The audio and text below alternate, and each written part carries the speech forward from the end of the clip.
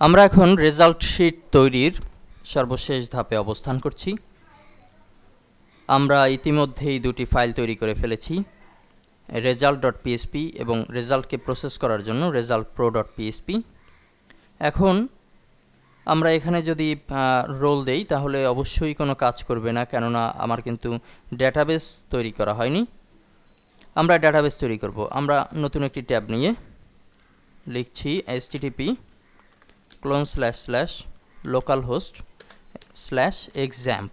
আমরা ডেটাবেস কিভাবে তৈরি করতে হয় এই বিষয়টি আমরা এর আগেও কয়েকবার দেখেছি। টুলসের নিচে থেকে phpMyAdmin, এখানে আমরা ক্রিয়েট নিউ ডেটাবেস, এখানে যদি আমরা ডেটাবেসের নাম লিখে দেই তাহলেই কিন্তু ডেটাবেস ক্রিয়েট হবে। এবং ডেটাবেসে একটি টেবিল তৈরি করতে হবে। নাম কি হবে, ডেটাবেসের নাম কি হবে?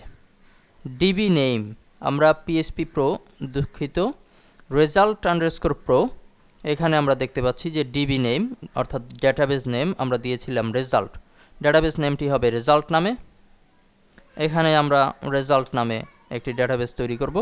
এখন ক্রিয়েট করলেই কিন্তু ক্রিয়েট হলো, কিন্তু সমস্যা হচ্ছে যে আমাদের একটি ডেটাবেস রেজাল্ট নামে এই মুহূর্তে করা আছে, সে কারণে আমরা দ্বিতীয়বার করতে চাচ্ছি না।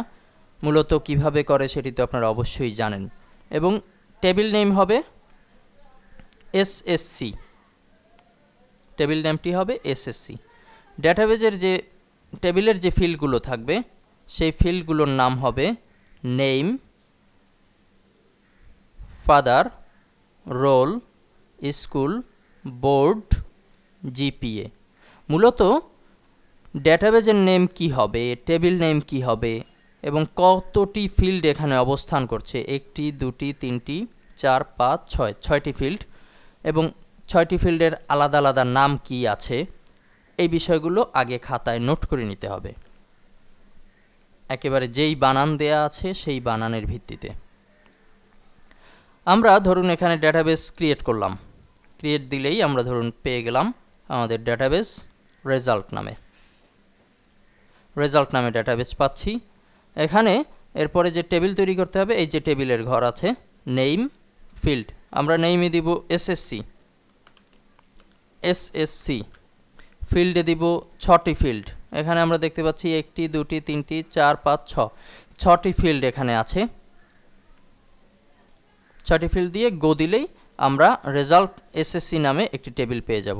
এইভাবে name, father, roll, school, board, GPA. এরপরে আমাদের যে কাজটি করতে হবে, আমাদের রোল নাম্বারের সিরিয়াল অনুযায়ী আমরা ইনসার্ট অপশন ক্লিক করব এবং এই ইনসার্ট অপশনে আমরা ভ্যালুতে নেমের ঘরে নেম দিব। ধরুন আমরা নাম দিচ্ছি রাজ্জাক, রাজ্জাক। ফাদার নেম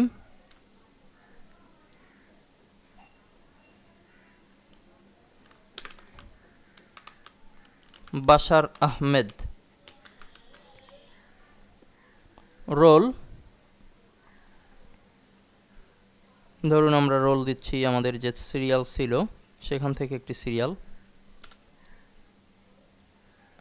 67 25 87, আমরা দিচ্ছি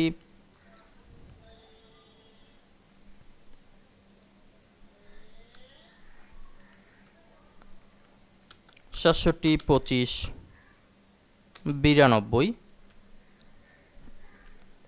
পরবর্তী ঘরে স্কুল দিচ্ছি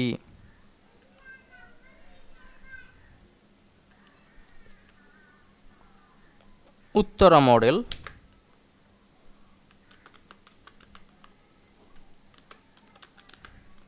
মডেল। বোর্ড দিচ্ছি ঢাকা, জিপিএ দিচ্ছি 4.75,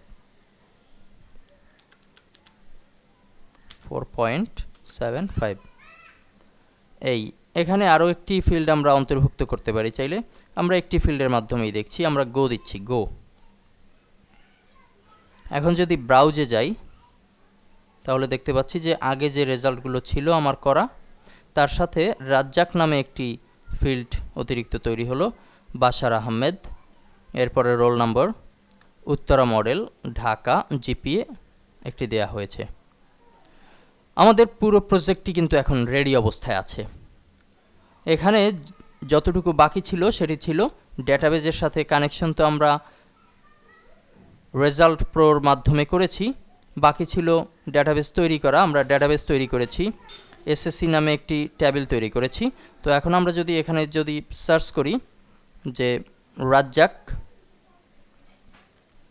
দুঃখিত রোল নাম্বার দিতে হবে, আমরা দিচ্ছি 6725 রোল নাম্বার দিচ্ছি 6725 এবং বোর্ড হচ্ছে ঢাকা। আমরা যদি সাবমিট দেই তাহলে কিন্তু পেয়ে যাচ্ছি রাজ্জাক বাশার আহমেদ ফাদার, এরপরে রোল, উত্তরা মডেল, ঢাকা 4.75। তো শিক্ষার্থী ভাইয়েরা, এভাবে করে আমরা কিন্তু খুব সহজেই একটি রেজাল্ট শিট তৈরি করতে পারি এবং আমাদের ওয়েবসাইটের বিভিন্ন প্রয়োজন পূরণ করতে পারি পিএইচপি প্রজেক্টের মাধ্যমে। পরবর্তীতে আমরা অন্য কোনো প্রজেক্ট নিয়ে আলোচনা করব। ধন্যবাদ।